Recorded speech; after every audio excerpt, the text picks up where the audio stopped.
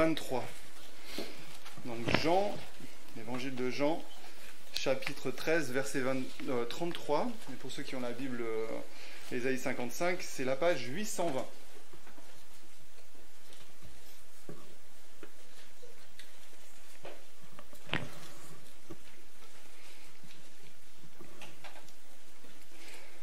Voilà, je lis.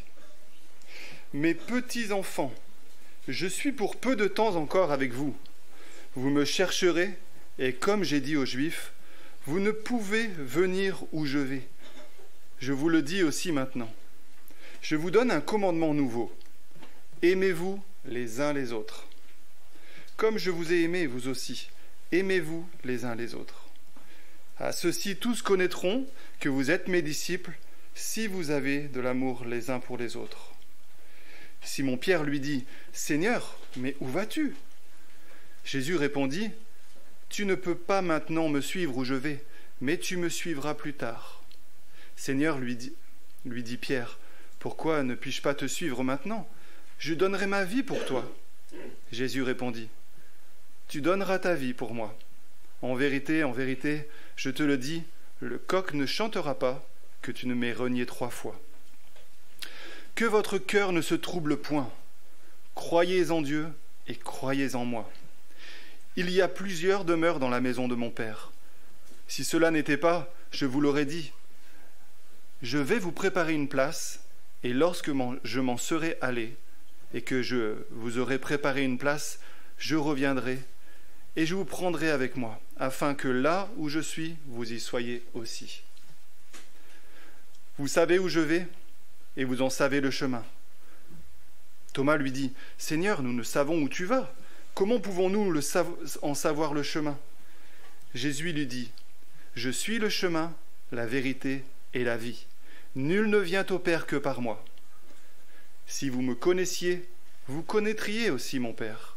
Et dès maintenant, vous le connaissez et vous l'avez vu. » Philippe lui dit, « Seigneur, montre-nous le Père, et cela nous suffit. » Jésus lui dit, « Il y a si longtemps que je suis avec vous, et tu ne m'as pas connu, Philippe ? Celui qui m'a vu a vu le Père. Comment dis-tu, montre-nous le Père ? Ne crois-tu pas que je suis dans le Père et que le Père est en moi ? Les paroles que je vous dis, je ne les dis pas de moi-même, et le Père qui demeure en moi, c'est lui qui fait les œuvres. Croyez-moi, je suis dans le Père, et le Père est en moi. Croyez du moins à cause de ses œuvres. En vérité, je vous le dis, celui qui croit en moi fera aussi les œuvres que je fais, et il en fera de plus grandes, parce que je m'en vais au Père. Et tout ce que vous demanderez en mon nom, je le ferai, afin que le Père soit glorifié dans le Fils. La deuxième lecture, c'est dans le livre d'Ésaïe, Ésaïe dans l'Ancien Testament, chapitre 40, au verset 1 et 5, et c'est à la page 545 pour la Bible rouge. Donc Ésaïe chapitre 40, à partir du premier verset.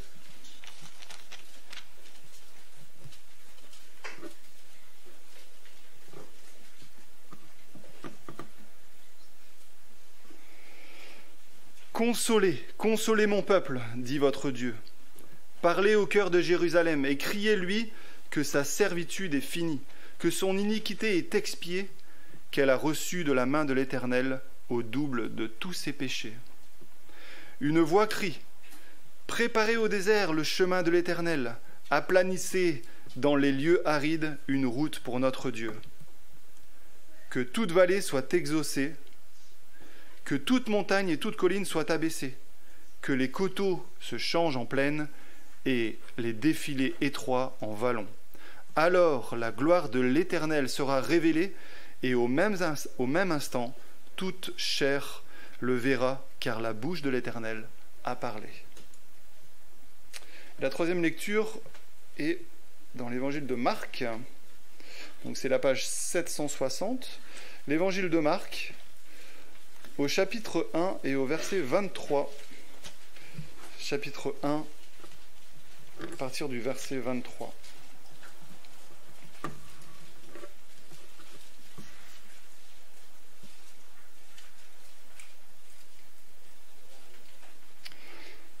Il se trouva dans leur synagogue un homme qui avait un esprit impur et qui s'écria : « Qu'y a-t-il entre nous et toi, Jésus de Nazareth ?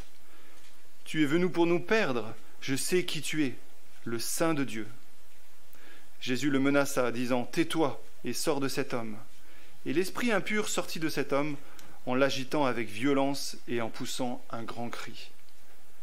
Tous furent saisis de stupéfaction, de sorte qu'ils se demandaient les uns aux autres : « Mais qu'est-ce que ceci ? Une nouvelle doctrine ? Il commande avec autorité même aux esprits impurs, et ils lui obéissent. » Et sa renommée se répandit aussitôt dans tous les lieux environnants de la Galilée. En sortant de la synagogue, ils se rendirent avec Jacques et Jean dans la maison de Simon et d'André. La belle-mère de Simon était couchée, ayant la fièvre, et aussitôt on parla d'elle à Jésus. S'étant approché, il la fit lever en lui prenant la main, et à l'instant, la fièvre la quitta. Puis elle les servit.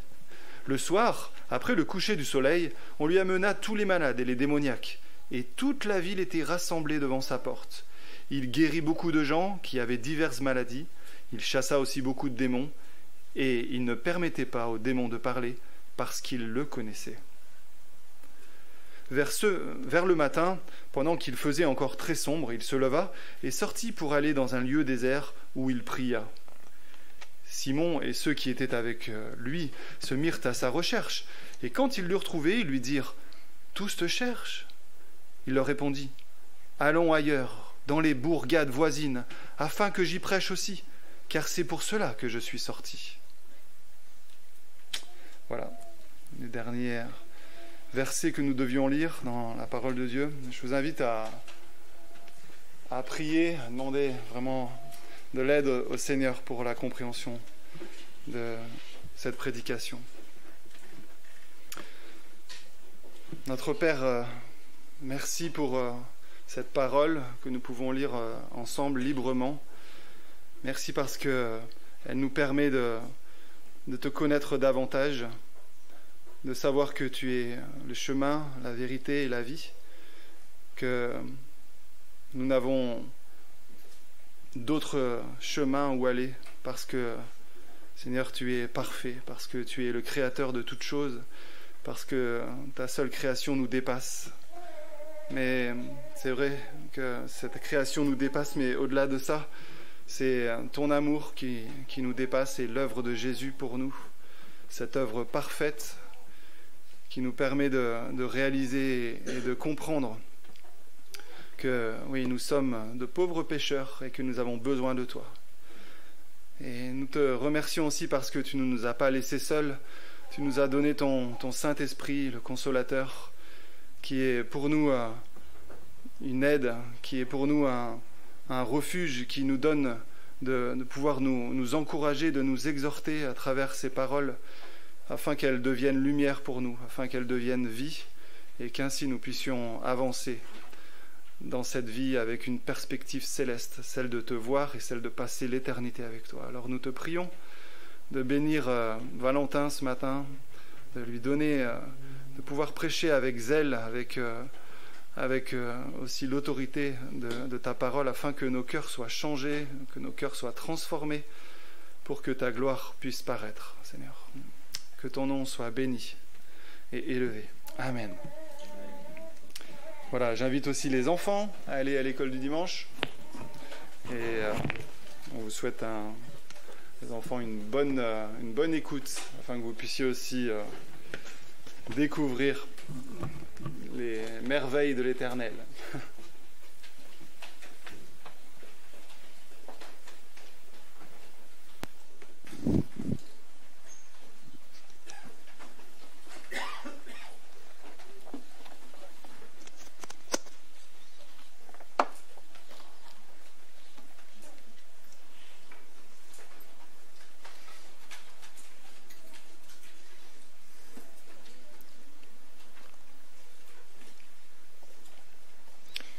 Un chrétien peut-il, à certains moments, douter, se poser des questions, être troublé, manquer de paix, manquer d'assurance par rapport à ce qu'il croit? La foi est-elle compatible ou incompatible avec le doute? Un chrétien peut-il, à certains moments, se demander si la voie qu'il emprunte est au final réellement la bonne? Ou est-ce proscrit? Alors peut-être de manière plus personnelle, vous est-il déjà arrivé de douter à certains moments de votre foi? De douter à certains moments, même de manière infime, même juste pour un instant, du message de l'Évangile, du Seigneur Jésus-Christ. Alors personnellement, pour vous rassurer, je ne pense pas que le doute manifesté par des questionnements soit incompatible avec la foi, car il est important de se poser des questions, n'est-ce pas? Remettre en cause peut-être ce qu'on a toujours appris, voir si c'est réellement si c'est une réalité dans nos vies, ou si c'est juste une théorie. L'Évangile est-il suffisamment cohérent, digne de confiance, entre guillemets, pour que nous jouons toute notre espérance, toute notre éternité sur ce seul message? Je vous invite à garder vos Bibles ouvertes, parce que c'est pas ce que moi je dis qui est intéressant, c'est ce que la parole nous dit en Jean 13, et aussi Jean 14, la fin de Jean 13.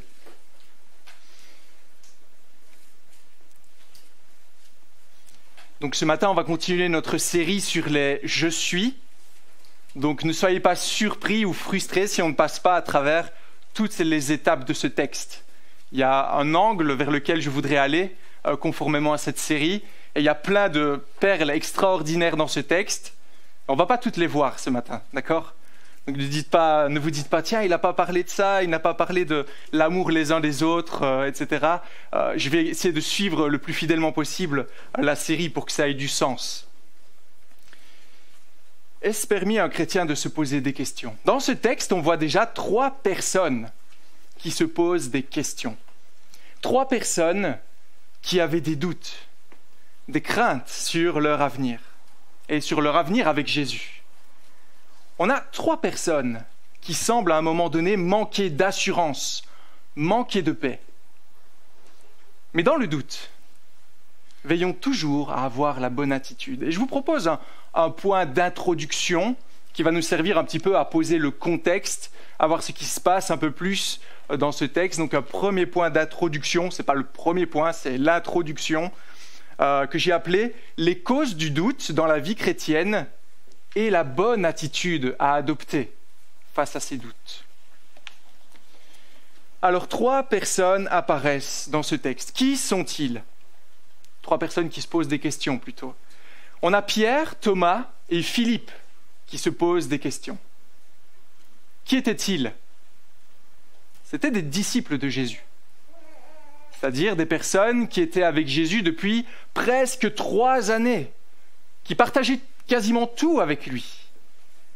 Tous les événements de sa vie, ils ont mangé avec lui, ils ont été enseignés par lui, ils l'ont vu à l'œuvre. Et pourtant, ce matin, dans notre texte, ils se questionnent. Que disent-ils? Verset 36, chapitre 13, verset 36. « Où vas-tu, Seigneur? Où vas-tu? Pourquoi ne pouvons-nous pas aller avec toi ?» Un peu plus loin. « Comment savoir où tu vas? Quel est le chemin? Comment pouvons-nous être sûrs que nous te reverrons ?» Verset 8, qui n'est pas une question, mais qui est plus une affirmation, mais qui va dans le même sens. « Montre-nous juste le Père, afin que nous soyons rassurés. » Voyez-vous ce qui se cache derrière tout cela?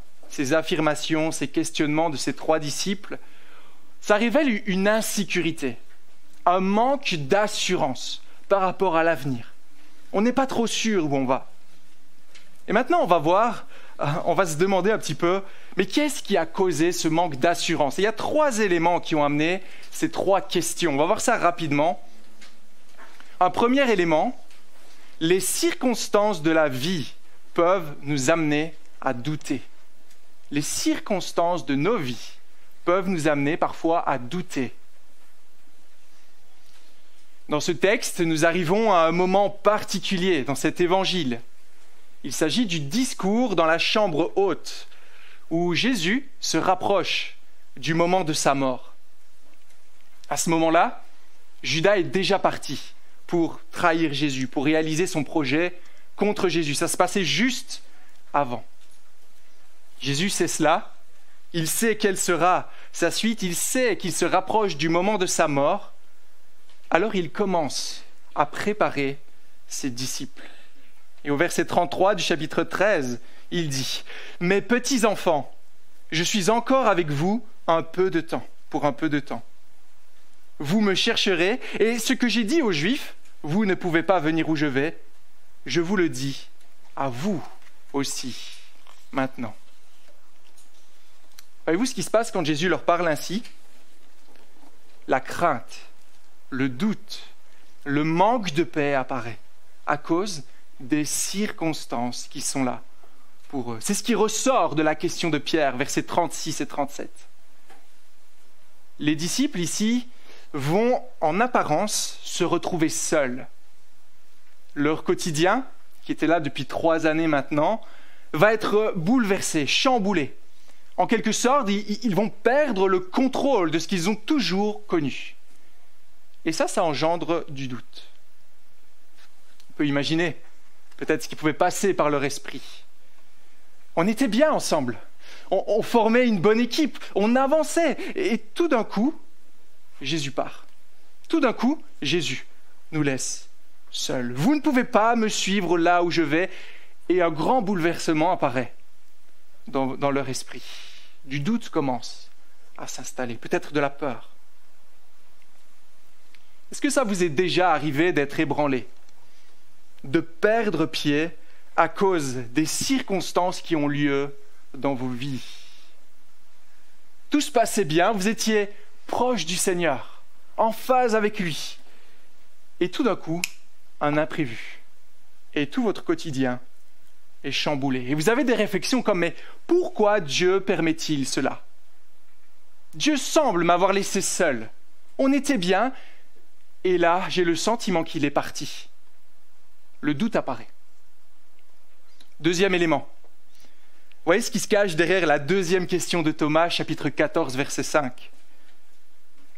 Thomas dit à Jésus, « Nous ne savons pas où tu vas, nous n'en connaissons pas le chemin. » Et on voit un manque d'assurance maintenant par rapport à la direction à suivre.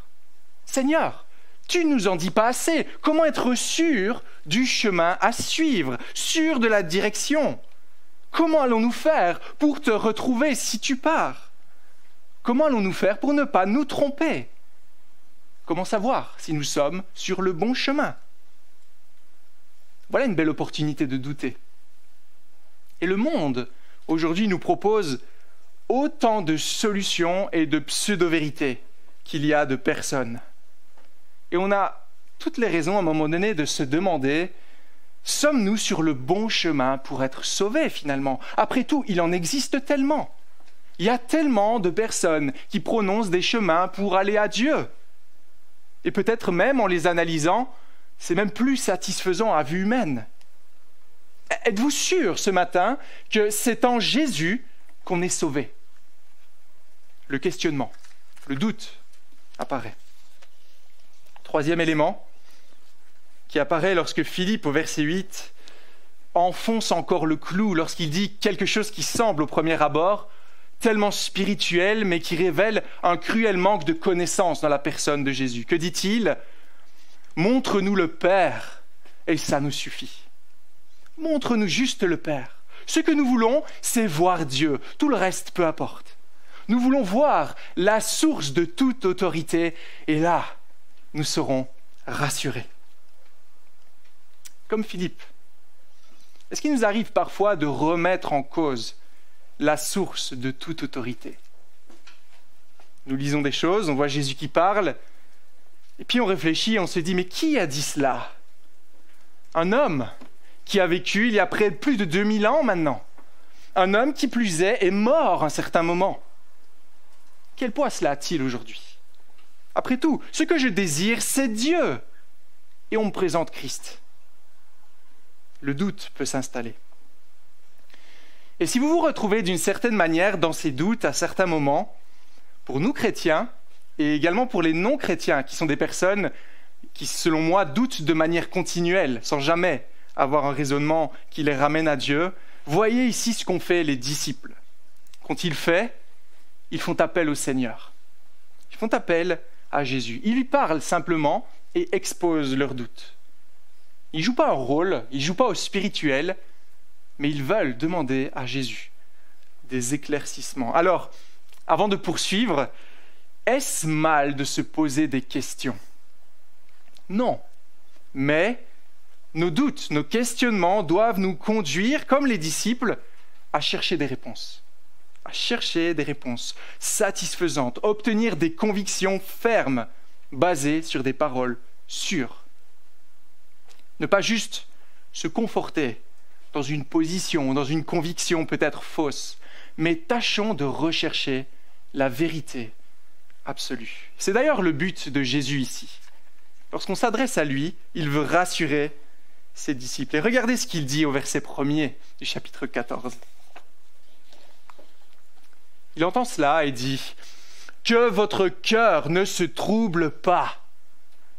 Que votre cœur ne se trouble pas. Ne soyez pas inquiets. Croyez en Dieu, croyez aussi en moi. » Jésus, dans ce texte, ne va pas simplement leur dire « Croyez en moi sans vous poser de questions », mais maintenant, il va leur donner 3 manières pertinentes d'ôter tous les doutes. Et ça formera les 3 points maintenant de notre prédication. Il va leur montrer en 3 interventions, premièrement, que tout est sous contrôle depuis toujours, qu'il n'y a pas d'autre moyen d'être sauvé, et qu'il n'y a pas de plus grande source d'autorité et de moyens plus efficaces pour être sauvé. Alors pour terminer cette introduction un petit peu longue, mais qui place le contexte, êtes-vous dans le doute? Êtes-vous dans le doute, dans le questionnement ce matin? Que votre cœur ne se trouble pas. Quel est le seul moyen pour qu'il ne se trouble pas? Mettez votre foi en Dieu et en Christ. Mais pourquoi? Pourquoi voulons-nous faire cela? Premier point donc, parce que tout est sous contrôle. Tout est sous contrôle. Au chapitre 13, verset 33, Jésus annonce son départ prochain. Il annonce sa mort future. C'est ce qu'il affirme quand il dit à Pierre au verset 36, « Là où je vais, tu ne peux me suivre. » Et Pierre, ici dans ce texte, l'a bien compris. Et dans sa fougue bien connue et bien montrée dans les évangiles, il lui répond, « Je suis prêt à me défaire de ma vie pour venir avec toi. » Mais ce que veut dire Jésus ici, et que Pierre d'apparence n'a pas compris, c'est que seul le plan de Dieu s'accomplit. Pas ce que Pierre voudrait. C'est seulement la volonté de Dieu qui s'accomplit. Pas ce qui conforme à notre logique, mais sa seule volonté qui est parfaite. Pourquoi faut-il que Jésus parte? Regardez le verset 2. « Il y a beaucoup de demeures dans la maison de mon Père. Si ce n'était pas le cas, je vous l'aurais dit. Je vais vous préparer une place. » Voici la raison pour laquelle Jésus doit partir. Nous préparer une place. Maintenant, comprenez-vous la portée de ce que Jésus dit ici? Il ne s'agit pas d'une nouveauté, mais il s'agit d'un plan qui existe depuis le début de l'humanité, bien avant la venue au monde de Pierre, bien avant que ces doutes n'apparaissent. Et une parole telle que celle-là nous ramène directement à un texte au début de la Bible, le début de la parole, en Genèse, chapitre 3, versets 14 et 15. Genèse 3, je vais lire Genèse 3 à partir du verset 14.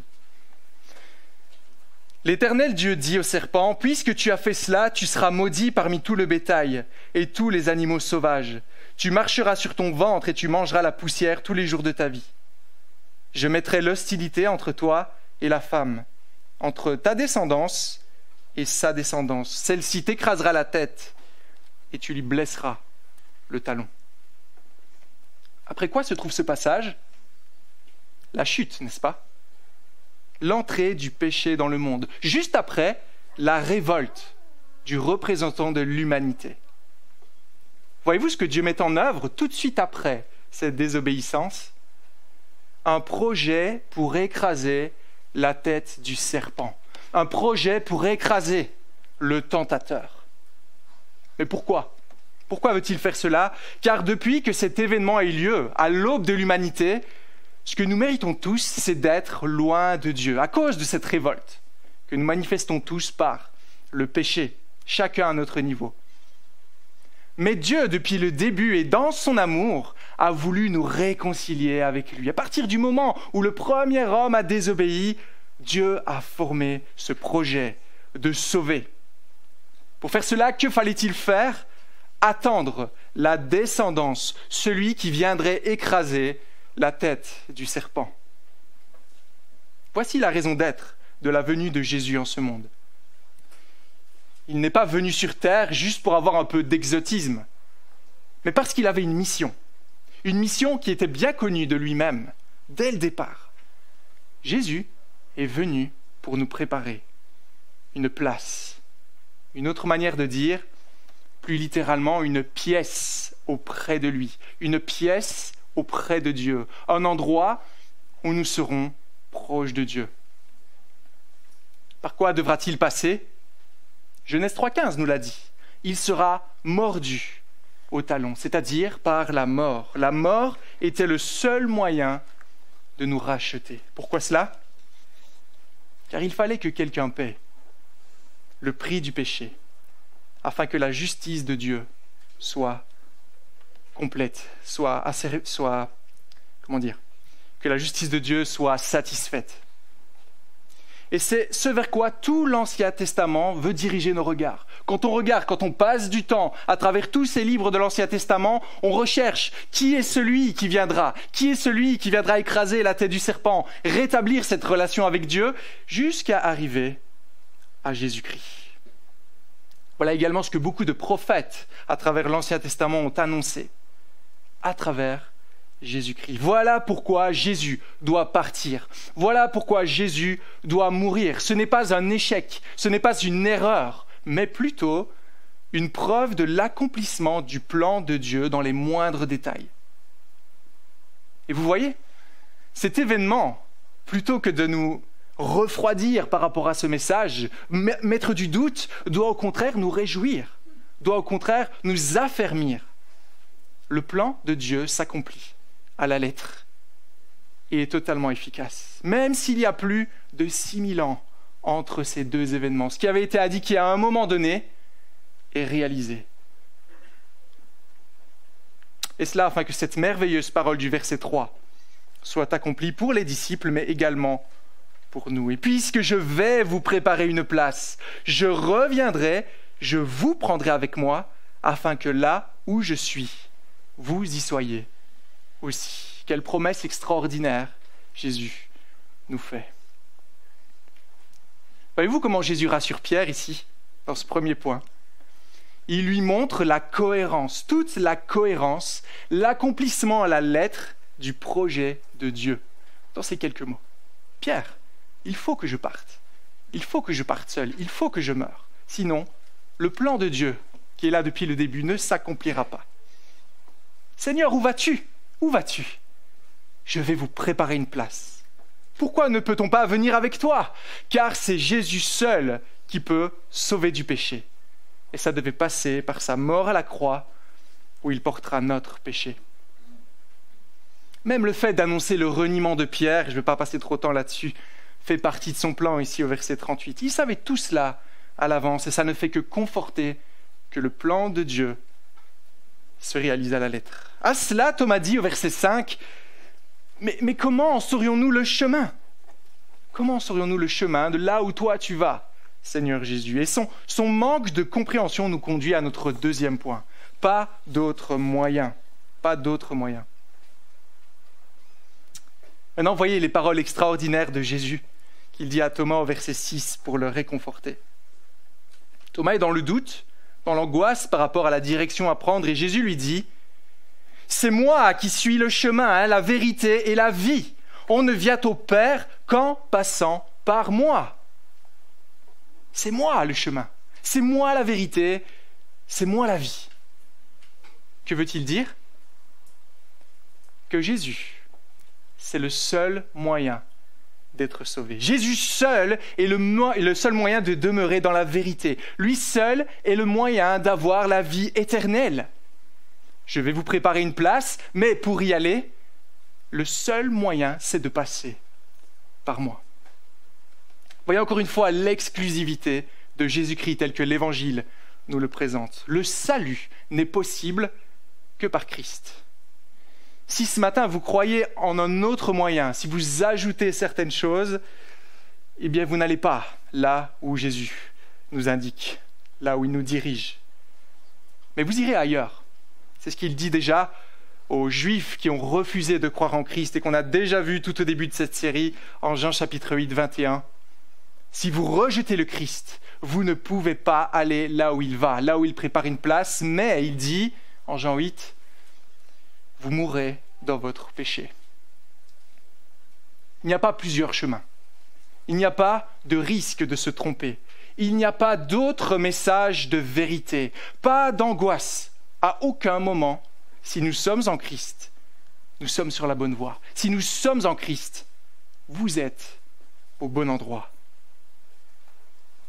Maintenant, vous voyez comme cette vérité absolue à propos de ce qui est le plus important au monde, notre salut, est réconfortante. Vous voyez, Jésus n'hésite pas, il n'est pas flou, il est très clair. Tellement que beaucoup de personnes parfois trouvent ces paroles inadmissibles. Comment peut-il dire cela? Comment peut-il dire que tout est par lui? Et si vous avez placé votre foi en Jésus-Christ, quelle assurance nous avons, n'est-ce pas? Quelle assurance incroyable! Ici, le principe Waze n'existe pas.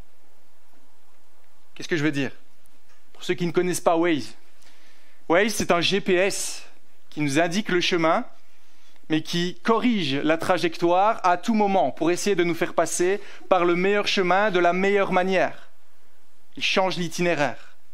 Et ça, c'est un principe qui n'existe pas avec le Seigneur Jésus. Il n'y a qu'une seule route, qu'un seul chemin, qui, comme on vient de le voir, est établi depuis toujours en Christ. C'est lui qu'on attend dans tout l'Ancien Testament. C'est lui qui est qualifié, car il est sans péché. Et c'est vers lui que toute la parole pointe.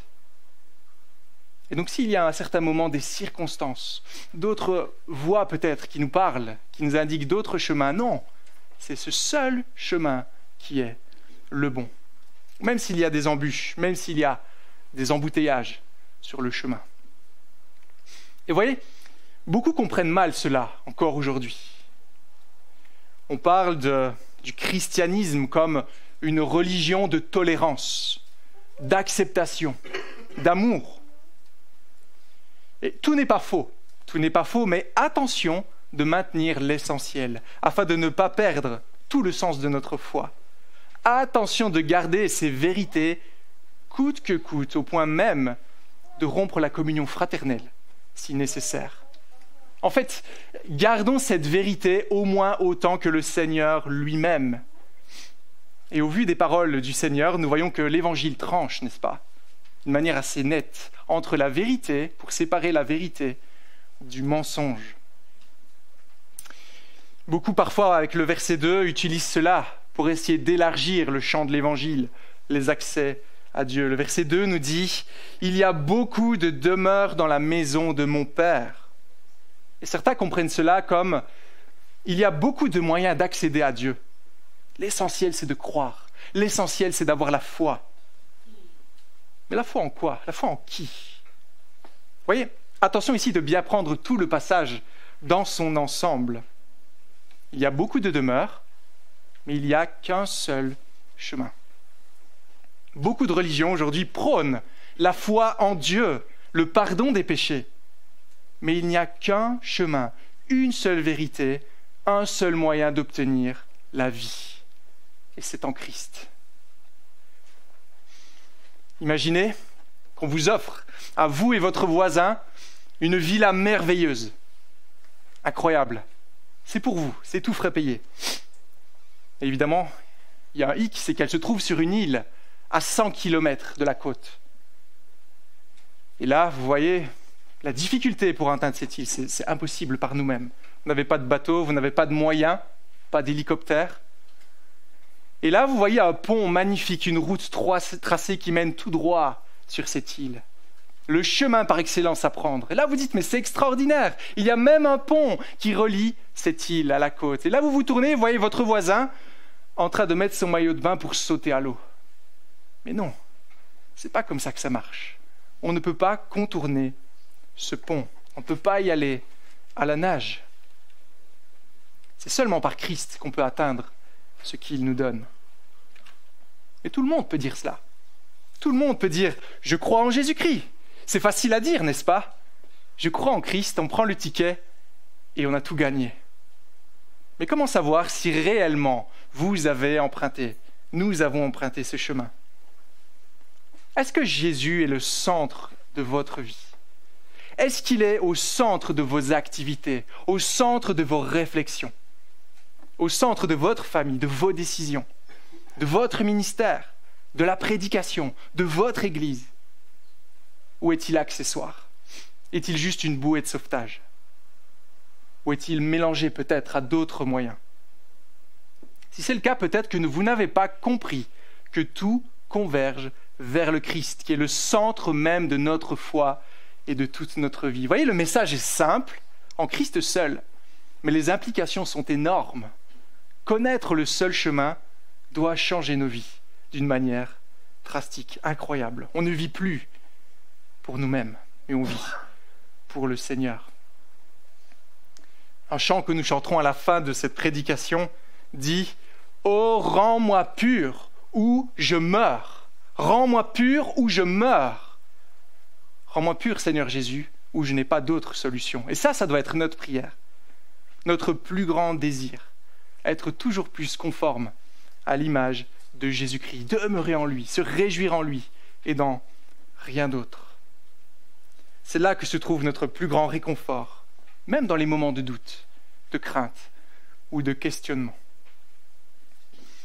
Certains diront, mais toutes les religions disent cela, que leur message est le bon, un peu comme un opérateur téléphonique qui dit « Venez chez nous, c'est moins cher, vous avez plus d'options » ou « Venez chez moi plutôt ». Comment savoir si Jésus est celui que nous devons suivre face à tous les chemins qui sont devant nous? Voyez toute la cohérence de ce programme, c'est le premier point. Voyez la cohérence de Jésus-Christ. Il y a un seul projet. On vient de voir qu'il y a un seul chemin par Christ. Voyons maintenant qu'il n'y a qu'une seule personne qui peut réellement s'occuper de notre problème et nous donner une assurance inébranlable.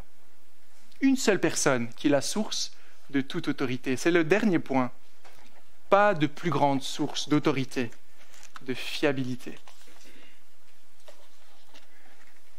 Peut-être vous connaissez certaines personnes qui se disent « Mais si seulement je le voyais, si seulement je voyais Dieu, si seulement il me parlait, peut-être comme certaines personnes dans l'Ancien Testament, si seulement je le voyais agir, ah là, j'aurais plus de doute.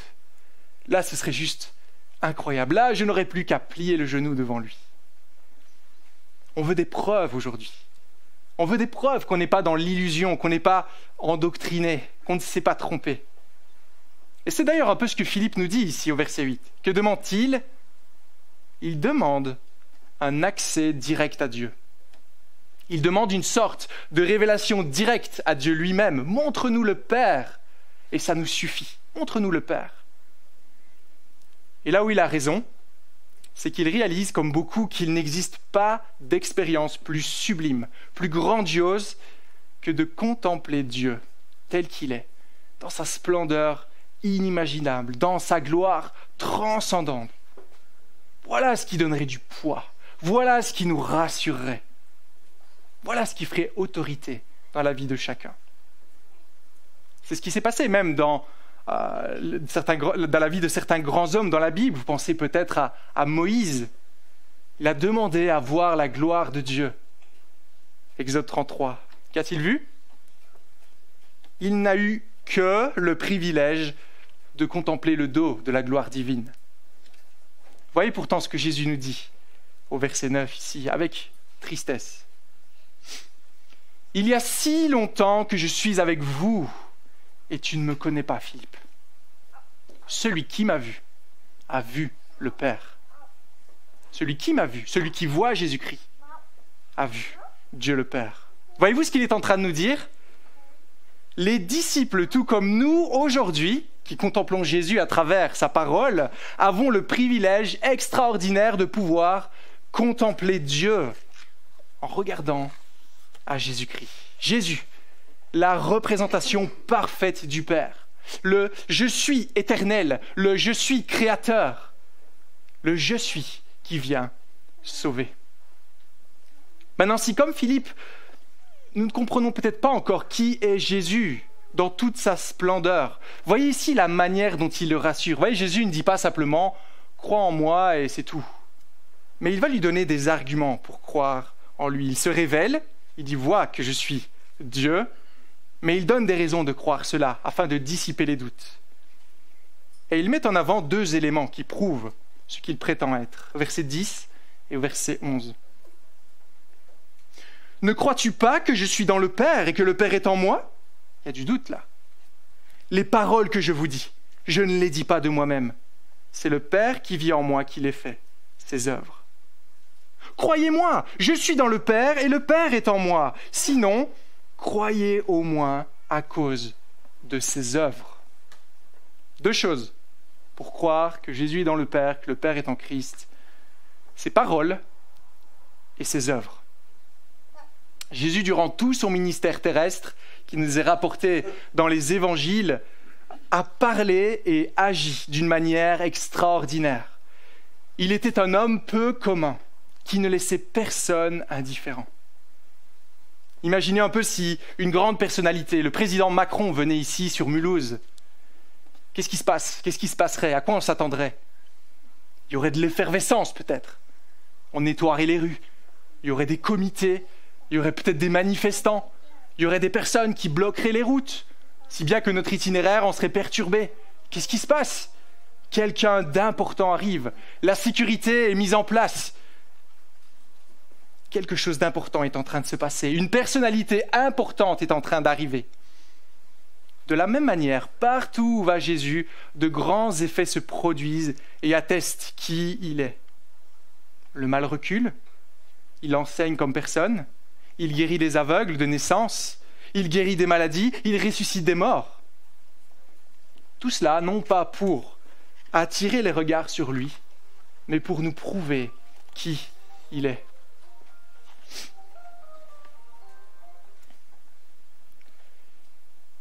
Qui est cet homme? Qui est cet homme? Même le vent et la mer lui obéissent. Qui est cet homme qui chasse une légion de démons en une parole? Qui est cet homme qui est plus fort que la maladie et la mort? Qui est cet homme qui nourrit 5000 hommes à partir de rien? Qui est cet homme qui marche sur l'eau? Qui est cet homme qui meurt à la croix en disant « tout est accompli » ? Qui est cet homme qui ressuscite et met la mort elle-même en échec?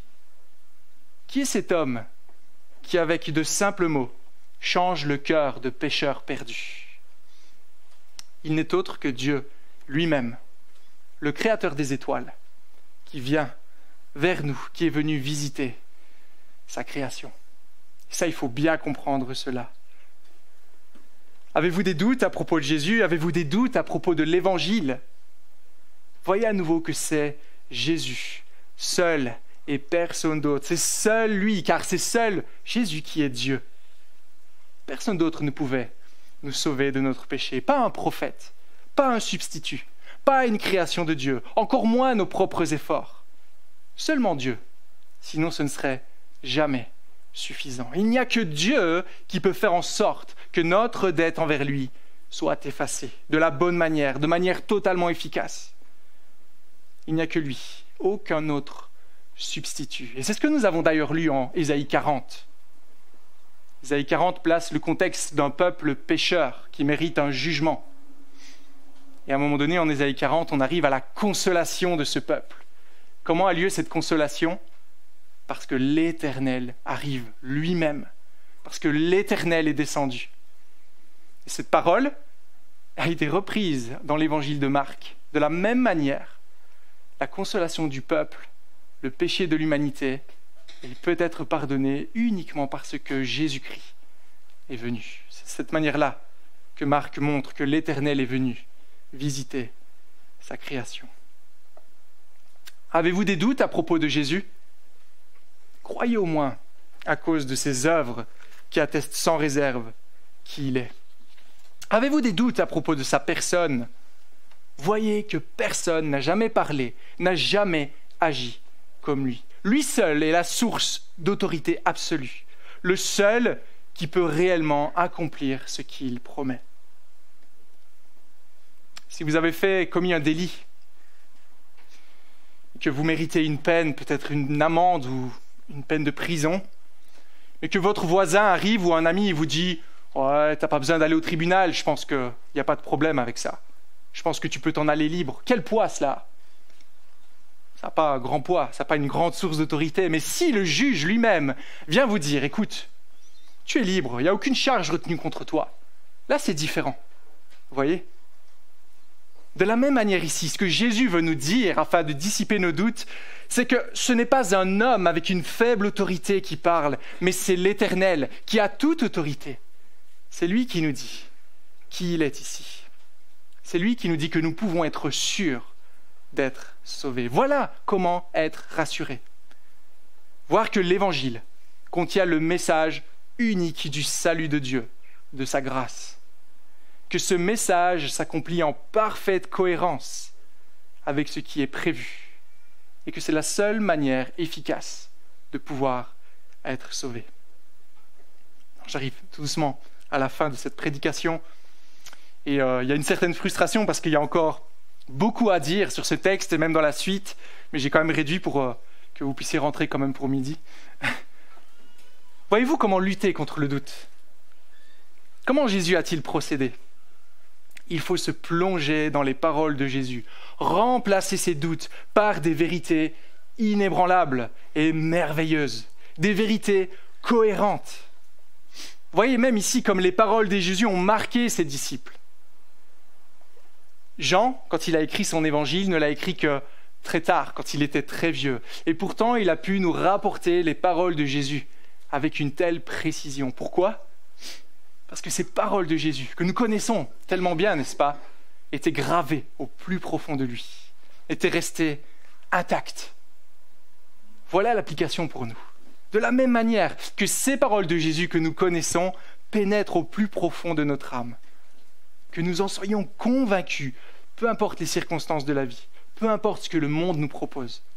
Et tout ça va simplement avaler, supprimer tous nos doutes et faire de nous des chrétiens solides, des chrétiens fermes. Notez une chose, Jésus n'a pas fait un exposé de 300 pages ou un discours de 3 jours pour rassurer ses disciples.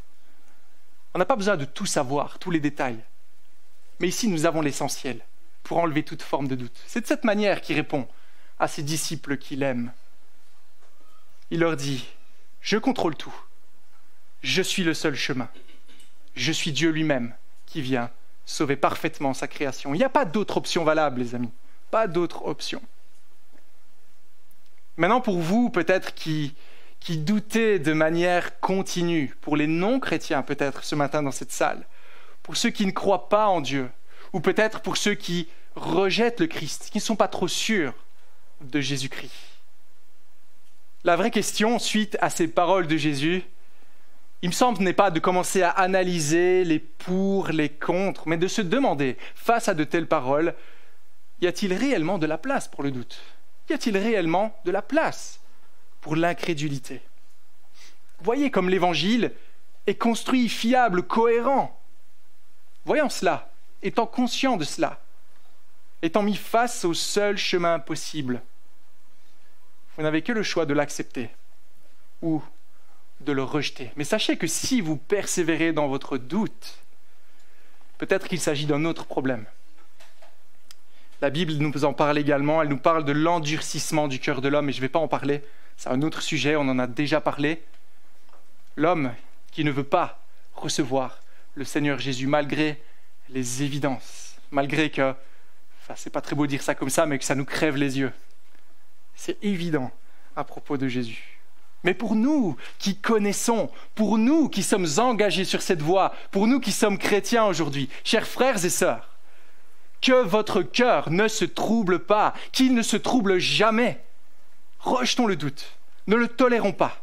Attachons-nous à la seule vérité. Soyons débordants de joie de connaître l'unique chemin qui conduit au Père pour l'éternité, de connaître l'unique message qui peut réellement sauver. Quel privilège nous avons ce matin. Amen.